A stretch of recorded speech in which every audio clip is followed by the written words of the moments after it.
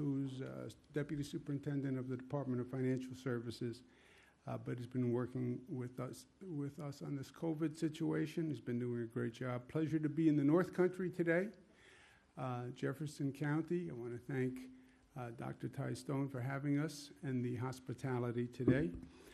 I wear a mask. Apparently it doesn't say anything. You don't see any words on it. But when someone wears a mask, it says to other people, I respect you, I respect your family, I respect the work of our frontline heroes, the nurses, the doctors, etc. And I wear this mask to protect you and your family because I respect you. It's a sign of respect. And all New Yorkers, I believe, should do it. Let's talk about the facts today and the situation we're looking at today. Number of hospitalizations are down again, so that is good news. The rolling total of the number of hospitalizations has been down, and that's good news. Number of intubations is down, and that's good news. And new cases per day, which is something we watch very carefully, a little bit up, but overall down. I refer to that as the mountain. You see the outline of the mountain. Adirondacks, we know about mountains. You see how fast we went up and how much slower the decline was. And that's important. That's what the national experts are talking about when they say you could have an outbreak that you couldn't recover from. The increase, the incline is very fast. The virus travels very quickly. And then the getting control of the outbreak is much slower and much harder.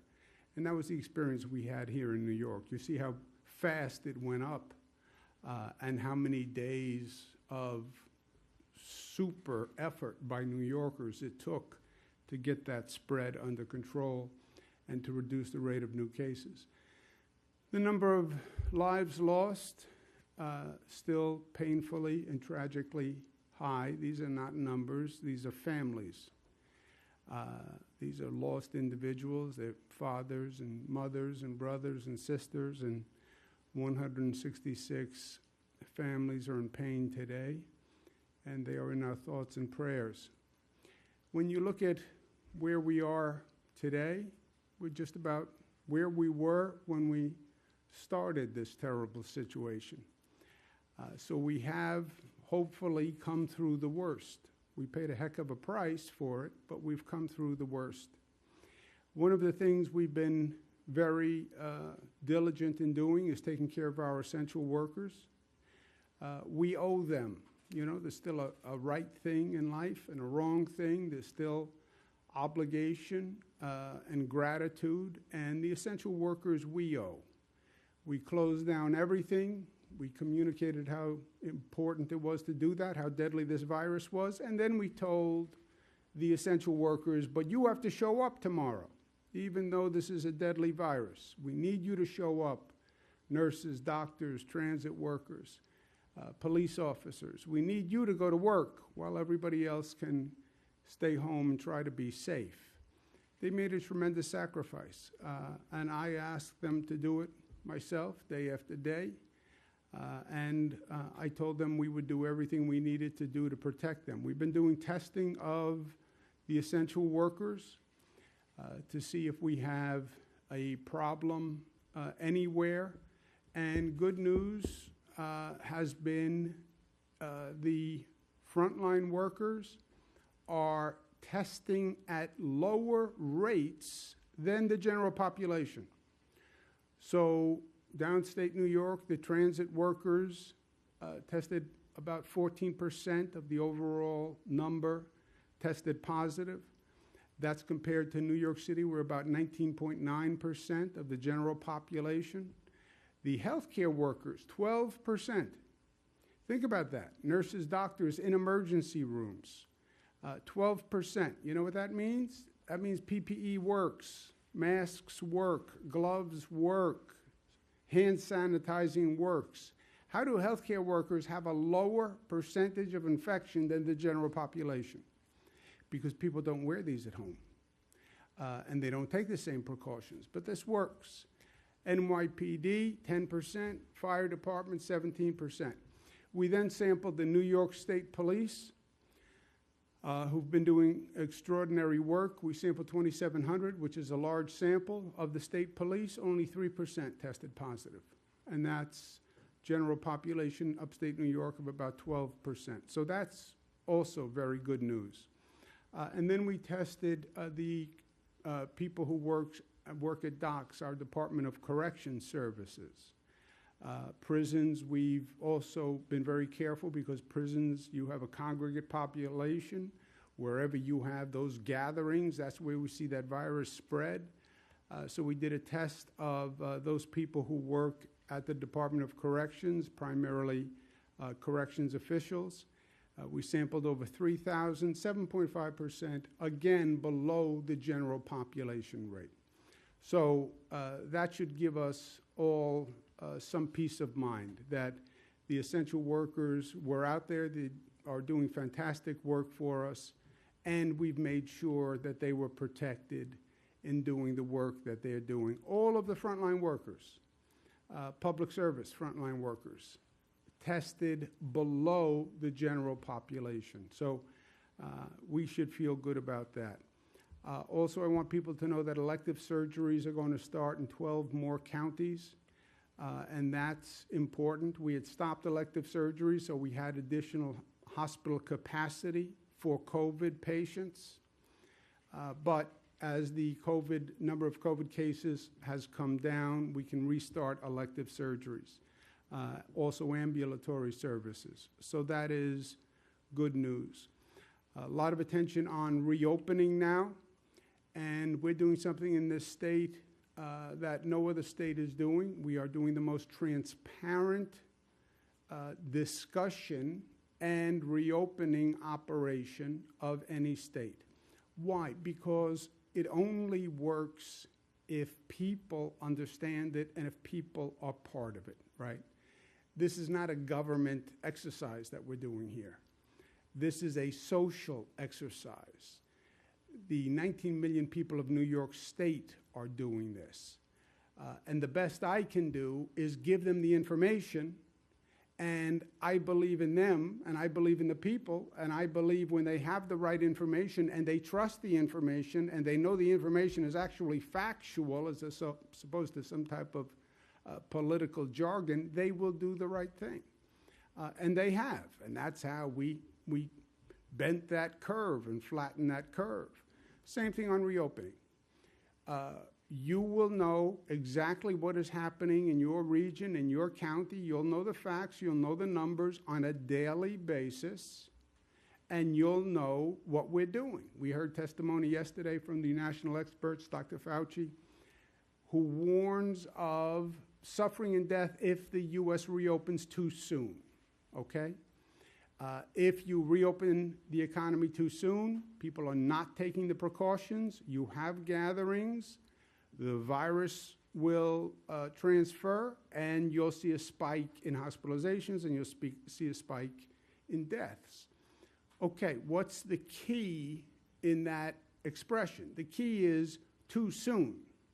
If you open too soon, all right, what does that mean, too soon? Too soon means you're increasing activity at a rate that the hospital system cannot handle, and people are not taking the right precautions. That's what too soon means.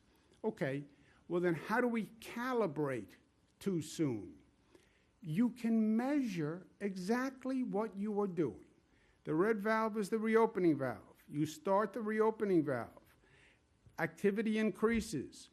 You're doing diagnostic testing. Are you positive or you're negative? And you watch that rate. You're doing antibody testing, which tells you how many people were infected, and you watch that rate. You know on a day-to-day basis now how many people are walking into the hospital with COVID. We have those numbers, never had them before. We have them now. You watch that rate every day. And if you watch those rates, you know how fast the virus is spreading, what they call the rate of transmission, the RT. So too soon, watch the numbers, watch the measures. There is a science to this. And that has to be watched in every county, in every region, and it has to be monitored. And you see those numbers starting to move, you will know if you're reopening too soon and if people aren't taking the right precautions and if you see that virus spreading. So give the information to the people. That's what I'm trying to do. That's what I've been trying to do from day one, because government can't do any of this. This is a function of the actions of every individual and every family. We'll have a regional control group for the North Country, for every region in the state. Watch those numbers every day. Make sure those businesses are complying. Make sure people are complying. And watch it day to day, and you'll know if the activity is increasing to a level that is increasing the rate of transmission, and act accordingly.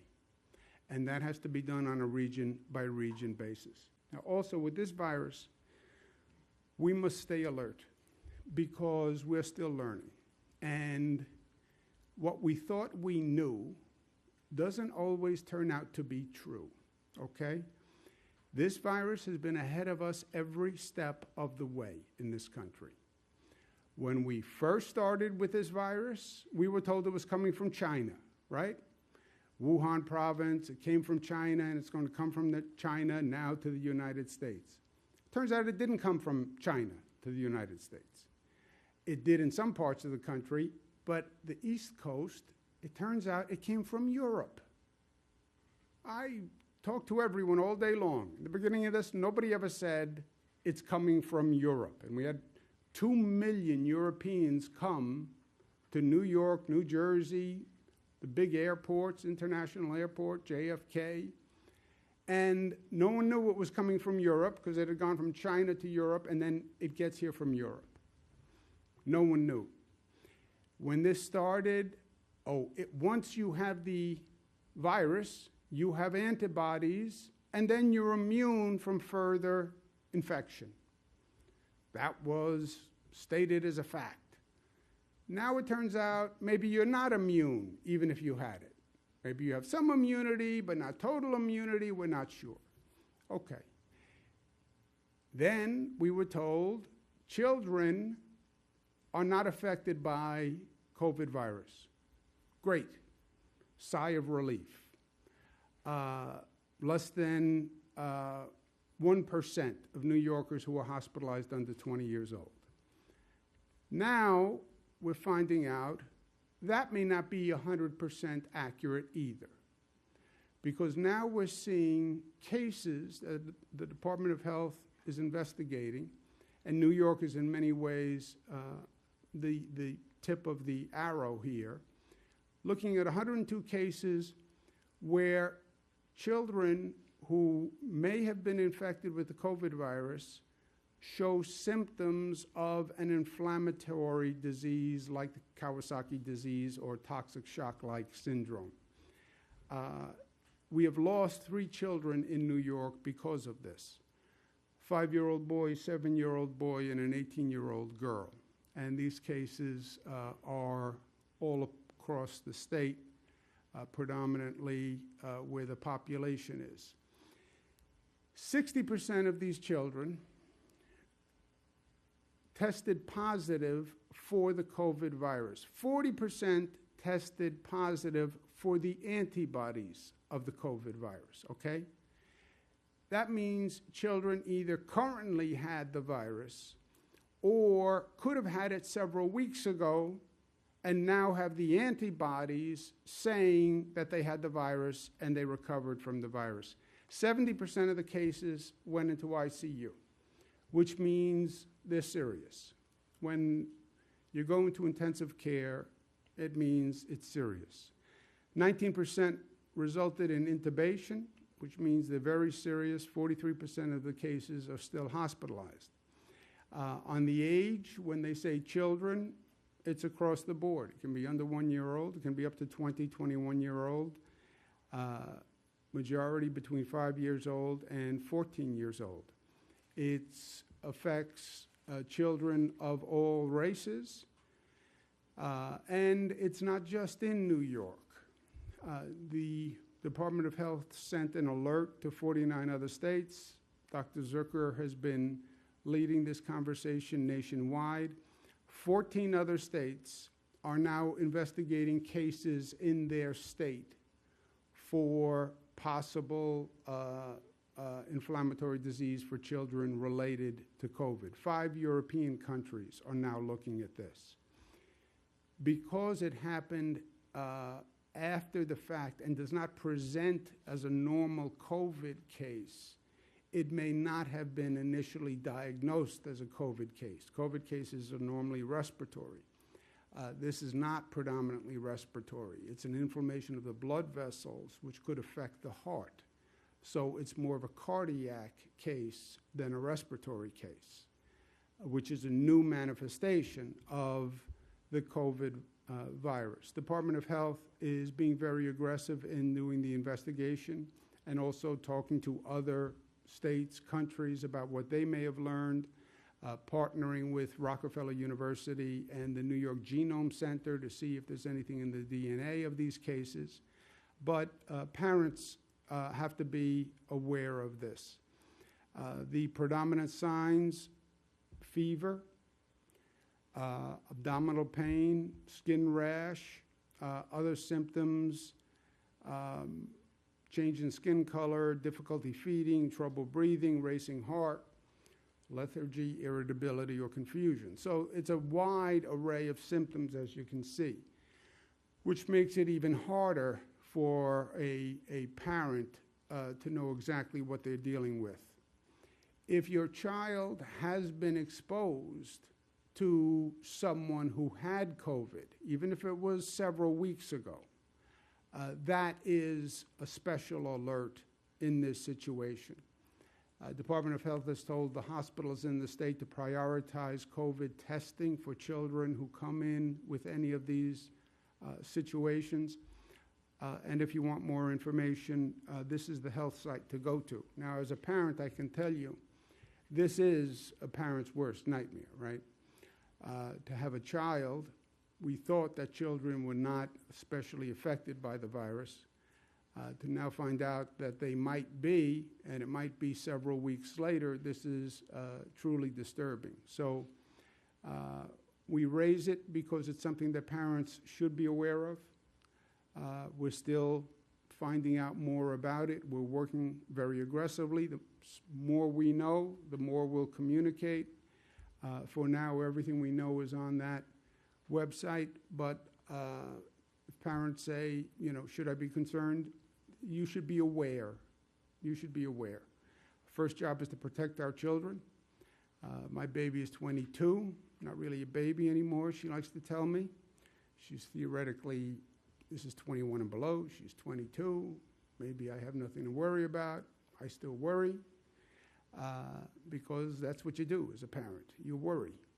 I tried to get her up to come with me today, Michaela, 22 years old. You think you have any power in life? Try to get a 22-year-old out of bed at 7:30 in the morning, and you will quickly come down to earth about any expectation of anything. But go to the website in the meantime. New York State, I'm proud of what our people have done, and we're proceeding with caution and with intelligence. We also need help from Washington.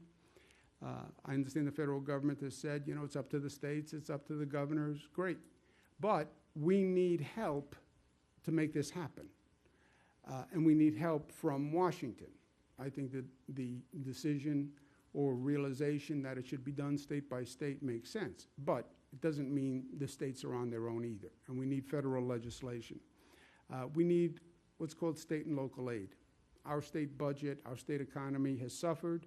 We have a significant funding gap.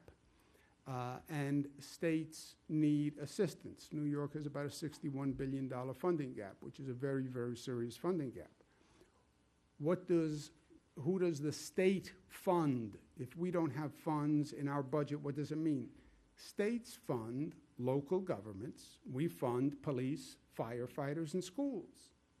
If our budget doesn't work, who gets cut? Police, firefighters, schools, local governments.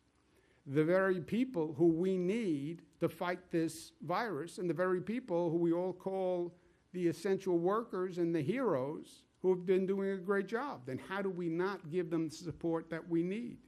We also need funding for state testing. Everyone says the key is testing. The key is testing. By the way, this is a tremendous operation to put in place. This will be millions of tests in New York. Tracing, never been done before to this extent. It's going to be thousands of people who have to do tracing. We need funding for that. The Washington bill should finally provide a real economic stimulus that helps this nation rebuild. Every president has talked about the need to rebuild our infrastructure, our roads, our bridges, our airports. Every administration does a report. The bridges are falling, the roads are crumbling. Our country doesn't build airports anymore, which it doesn't. We're building a new airport in downstate New York, the LaGuardia Airport. First new airport in 25 years in this country. How can it be that we haven't built a new airport in 25 years? You fly around the world and everybody's airport looks amazing. It's like a shopping mall, hotel, entertainment complex, and then you come to an airport in this country. You need to stimulate the economy. You need to create jobs. Do what every president has said, but none has done, Democratic and Republican. The bill that was introduced yesterday has something that's very important to many states. It repeals what's called SALT, S-A-L-T, the state and local tax deduction. This was a tax change made 2 years ago, 3 years ago in Washington. It increases the taxes of homeowners in certain states. New York is one of them. It costs New York State about $29 billion per year. State of Massachusetts, $11.8 billion per year. It also affects New Jersey, Connecticut, Maryland. That is repealed in this bill that the House put in. It's the single best piece of action for the state of New York. And we have representatives who know this very well in Representative Lowy and Representative Neal. I applaud them for putting it in. They have to make sure it's in the final bill, because the only thing that matters is what's in the final bill. But that is good news in this bill. And the need for state and local aid, this is not a Democratic, Republican issue. You have Democratic governors, you have Republican governors. All governors will say they need assistance from the federal government. The governors work together in an organization called the National Governors Association, NGA. The chairman is a Republican, Governor Hogan from Maryland. I'm the vice chairman, Democrat. Governor Hogan and I did a joint statement on behalf of all the governors saying, we understand what we have to do, we're prepared to do it, but we need help from Washington, and we need that state and local funding. So this is not a partisan issue. Something else that Washington has to do, which is very important. Special interests always rear their ugly head. And these bills that are coming out of Washington, they have a lot of funding to get the economy running. A lot of money for big businesses, and a lot of money for millionaires, and a lot of money for large corporations. I fear what is going to happen is that corporations are going to use this pandemic as an excuse to lay off workers. They're already telling analysts that their profits are going to go up because they're going to reduce their payroll. So you'll have Americans who are now out of work, who think they're going to get their job back, But the corporation is going to announce, by the way, we don't need all those employees back. We're going to reduce our number of employees. And you'll see layoffs for Americans. We went through this before. 2008, we had the mortgage fraud economic catastrophe, right? And we bailed out the banks. I was Attorney General at the time. So many banks took the bailout from taxpayers and then gave themselves bonuses or gave their employees bonuses with taxpayer dollars. And as Attorney General, I had to bring actions against these corporations to get the money back. How absurd. They create a financial catastrophe in 2008 because of these mortgage scams and mortgage frauds. Taxpayers bail out the corporation. They turn around and use the money to give themselves a fat paycheck, when they're the ones who caused the problem in the first place. So we made this mistake before. We can't make this mistake again. I did an op-ed today in the Washington Post that speaks just to this. You want to provide subsidies to corporations? I understand that. Make sure the subsidies are tied to worker protections. Very simple. If a corporation gets a check from the government, that corporation must not lay off any workers. Have the same number of workers after the pandemic that you had before the pandemic. And don't think taxpayers are going to subsidize you, Mr. Corporation, so you can then lay off workers. And then the taxpayers can then pay for that. I call it the Americans First Law. No corporate bailout if you're going to lay off workers. And it's going to be introduced by members of the New York congressional delegation. And I'm very proud of them for their leadership.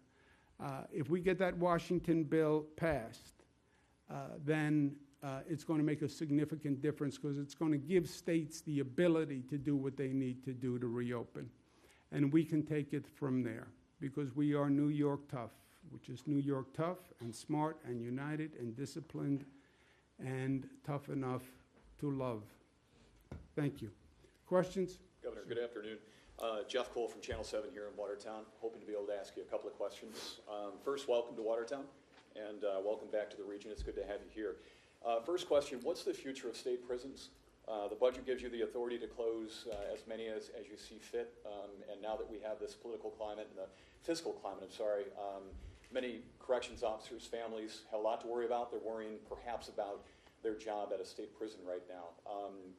What do you tell those communities that host them, the COs, their families? Is it still on the table, and if so, how many? Well, first I say to them, I thank them for the service that they've been doing. Again, I feel very passionately about the frontline workers, the essential workers who've been showing up every day. Nobody wanted to stay home, but you know what's worse than staying home? Going to work in the middle of this pandemic when nobody even knew what the virus was about or how contagious it was, and they still showed up. They still showed up to manage the prison system. I'm glad the results we've seen show that we did what we had to do to protect them, and they protected themselves. But that's good news. As far as the state budget is purely going to be a function of what we get from Washington. We have a $61 billion deficit. There is no way I can make up that deficit. I am very good at controlling costs. You look at how our state budget has gone up year to year. It's gone up at a lower rate than any past governor. So I'm proud of that. But I can't make up $61 billion.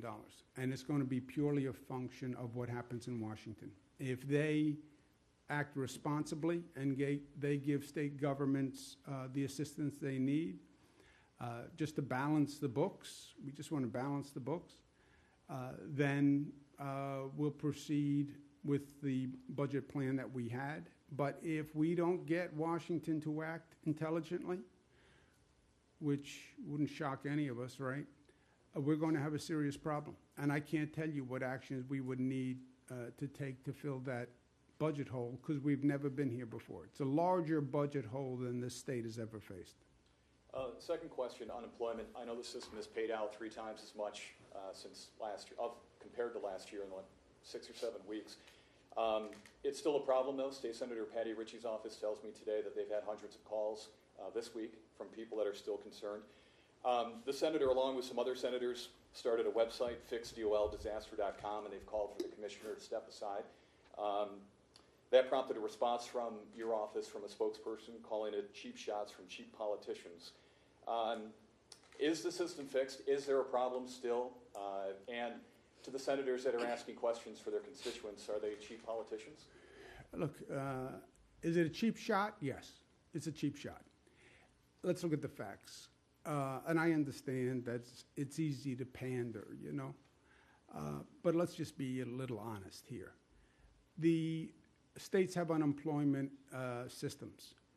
The state's unemployment systems, because it's not New York, it's every state across the country. You know, we tend to think we're the only ones in New York. I talk to all the governors periodically. Every state is having a terrible time with this.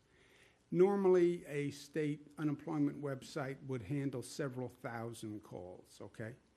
We're now handling in the millions. We have 3,000 people working on the phones and the website. Just think about that, 3,000 people trying to keep up with the increase in the volume. Washington passed a law just several weeks ago implementing new unemployment benefits. The states, they then hand it to the states. The states then have to figure out how to administer this law. And the federal law doesn't say anyone who calls gets money. Federal law says when the person calls, they have to certify the following 57 things before you can give them a check. All this information that you have to get, all this information that you have to certify, that's all in the federal law. The states then have to handle literally millions of claims and meet all those certifications. It crashes the website. It crashes the new website. We literally have the people from Google who come in to redesign a website to handle this volume. Every state is going through this. Our response rate is much, much better than any other state. But if you haven't gotten your check, none of that matters. I understand that. The good news is when you're not losing any money, because when you get your check, it'll be for the full amount, but you still don't have the check today. And all that matters to you is you want that check in your hand today because you need it. I get that. We have made tremendous progress in a very short period of time. But again, no one could have seen this coming. If no one would have built a website and an office apparatus to handle millions of calls when you never expected it to happen. But we have reduced dramatically the wait time and the response time. Melissa may have some updated facts on this. Yeah, just to punctuate the governor's point, in the last financial crisis, we had 300,000 lost jobs in the entirety of the 2008 crash. So when people say, you've experienced these past crises, why weren't you ready for this one? We were ready for this one. We've handled 6 times that in the first 7 weeks of this crisis. We processed 1.8 million claims. The Department of Labor later today will announce that we've now released $7.4 billion to roughly 1.7 million New Yorkers who are struggling with unemployment. And on the pandemic unemployment insurance the governor referenced, which was the new unemployment insurance that the federal government announced several weeks ago, that then they originally said you have to apply, get rejected, reapply, and we put out a streamlined process before any other state in the country. We've now paid out 330,000 of those claims. So we are making tremendous progress. The Department of Labor is going to have an announcement later today on the forfeiture days, which has been another issue that I know many are confronting, that I think is going to go a long way towards giving people confidence in the system, and we're continuing to work at it. I'll tell you why it's a cheap shot, though. First, everybody knows nobody could have expected this, and when you have 1.8 million claims, when in 2008 you only had 300,000, right, which was the last fiscal disaster, financial disaster. 300,000 in 2008, this is 1.8 million.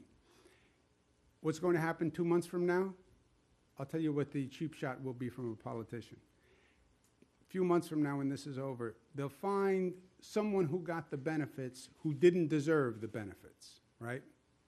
And they'll say, how did you give that person an unemployment check? They didn't deserve the unemployment check. You gave away the taxpayers' money unfairly. That's what they're going to say. They'll get one person or two people. And then I'll say to you, look, we were trying to accelerate as fast as possible because people were waiting for their unemployment benefit and everybody was yelling. Yeah, well, you should have checked. You gave away taxpayers' money inappropriately. So that's the tension. You want to get everybody processed, but you don't want to give funds to people who don't meet the federal criteria, which is extensive, their criteria. But you want to get it done in a day, but you have to get it done right. Sir. Brian Dwyer from Inspection News, and welcome to Watertown as well. It looks like from the charts that I saw that the North Country hit 7 of 7 of the requirements to reopen, which I don't believe was the case just maybe yesterday or 24 hours ago. Testing was the issue. I think that was at 6 of 7. Can you kind of give me the story of what changed in the last 24 hours? Sure. So the testing parameters that we're using to determine whether or not a region is prepared to open actually came directly from Dr. Birx and the White House Coronavirus Task Force. As the governor has continued to note, we do everything on the facts and the metrics and the data, and ensuring that a region has appropriate testing capacity to be able to gauge what's going on is critically important. They laid out that we should have 30 tests per 1,000 residents tested monthly. The North Country had been just beneath the 419 that is needed for the North Country, but as of yesterday, we hit 454 tests, and so now the North Country has met the criteria, and moving forward, we are confident that they have the testing capacity they need to reopen. For a long-term Yes. solution, there are enough testing. Yep, it's per day average over the past 7 days. Yeah, but just a caveat. I'm all about the caveats nowadays because you see, they tell us a fact and then the fact turns out not to be the fact, right? So we're reopening, but remember what Dr. Fauci and the experts say, there's a danger of reopening too soon. We are reopening on the metrics they gave us. We hit all the metrics. That's the 7 out of 7. But that doesn't mean, okay, we're done. We're reopening. Monitor every day. And that's the regional responsibility. Look at those numbers every day, see what's happening with those numbers every day, and respond to those numbers. And that has to be done right here at home. And that's the responsibility of every county and every person. Wake up, have your coffee, go online, look at those numbers. Because that is a function of what people do. And that has to be watched every day. And you have to calibrate your level of activity by every day. So it's not, okay, we were reopened and now we're reopened, period. You're reopening as long as it's not too soon and it is done right. People get cavalier, people get cocky, people get arrogant, they forget the pain we just went through. We'll be right back in the same situation. Is it possible for the numbers, because I know that yesterday they were 500 or so tests short. Are there now enough tests in the North Country to guarantee that number doesn't go back below? Yep, we're working with the county leadership to make sure that they have the test kits and the reagents they need to stay above that 419 number. Once you have the testing capacity, you won't lose the capacity, or you shouldn't lose the capacity. It's now what those tests say every day, right? That's what you're looking at. You're looking at how many tests positive, what's happening on the hospitalization rate. And that's how you're monitoring whether or not you're making progress or you're going backwards. Governor, Julie Ritchie with North Country Public Radio. As you know, the North Country houses a large portion of the state's inmate population. You mentioned earlier in your briefing about testing of correctional officers, but right now the state's only testing about 1% of inmates, and we have an outbreak at least at one of our facilities up here. Is there a plan to test more inmates and to prevent further outbreaks in the prison population? Yeah, and just let's put the context. We are ramping up testing all across the board, right?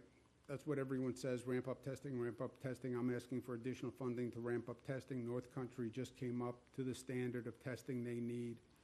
And test special vulnerable populations, nursing homes, nursing homes, nursing homes, COVID, children presenting inflammatory syndromes, essential workers, and the prison population is in that category. You need more tests all across the board, right? We're testing nursing home employees twice a week. We're trying to increase testing for nursing home patients.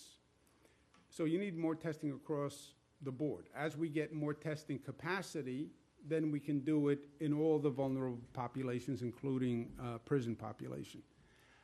And as that gets expanded and as we have more testing, we make those results available. And when we see we have a problem, we respond to it. I don't know what the next wave of testing, I don't know if we did the next wave of testing. Do you have any update on that? We're testing the prison population under the same criteria that we're testing the general population. So people who have been in direct contact with people who are COVID positive, or people who are demonstrating COVID symptoms and are not testing positive for anything else. At this point, there's been 445 who have tested positive within the prison system. 306 have recovered. We're monitoring 113.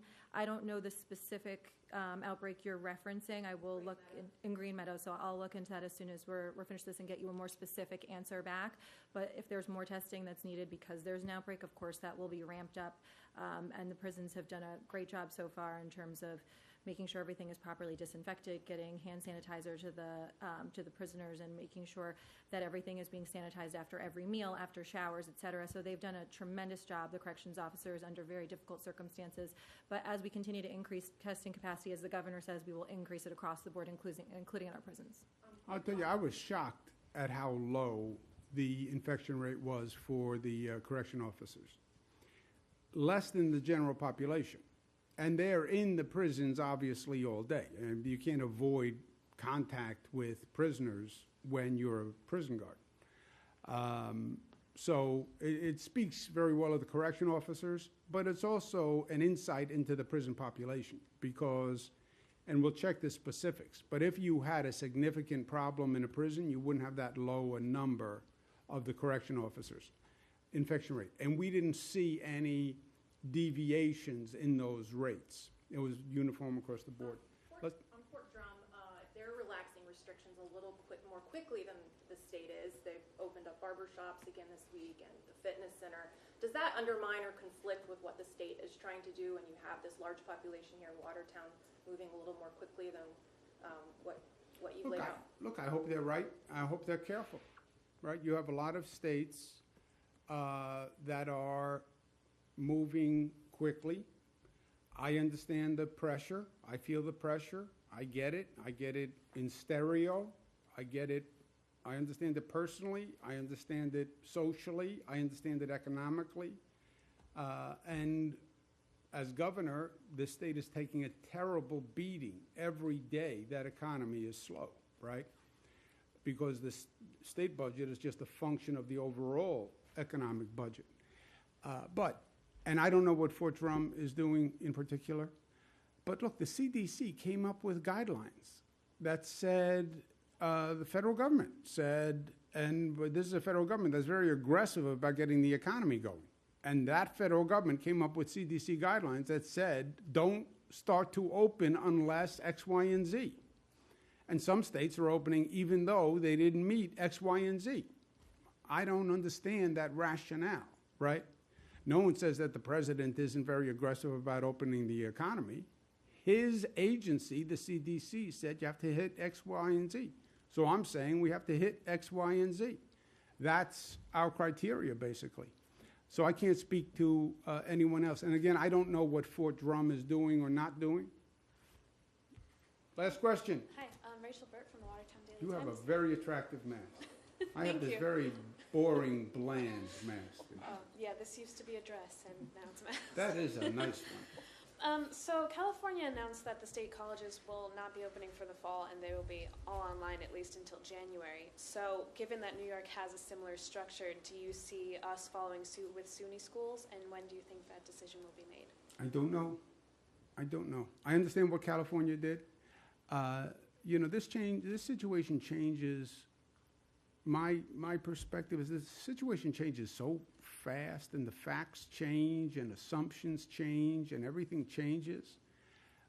Where are we going to be in September? I don't know. I don't know where we're going to be in August. I'm trying to figure out June. I understand schools need a lead time, and they need to plan. We've told our schools, plan on how you will reopen for the new normal. Because think about how dramatic it is in a school, right? You have 300 kids in a classroom, in a college lecture hall. Okay. Now you can't have 300 kids in a lecture hall. Well, how many kids can I have? Well, I have 6 feet social distance. That means you can only have 72. All right, how do you run courses now with not having a gathering of students? How do you have a cafeteria without a gathering of students? So we told them to plan for a new normal, but I want to see what happens between now and then, get some more data, get some more information, respectful of the time the schools need to actually plan. But I'm not ready to say what we should be doing in September on schools. Okay? Okay, really the last. Really quick. Only because you have another very interesting mask. Thank you, I made it. Did you make it? Yeah.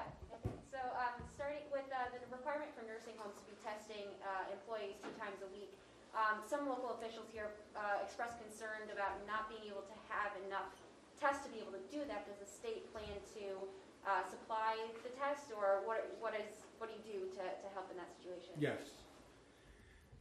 Look, nursing homes are the most vulnerable people in the most vulnerable place. I know they're not happy about testing. Some people are not happy. Well, some people are never happy, so put them aside. Many of them in my own family. The next group, I know many people are not happy that we said nursing home staff has to be tested twice a week. This is the most vulnerable population.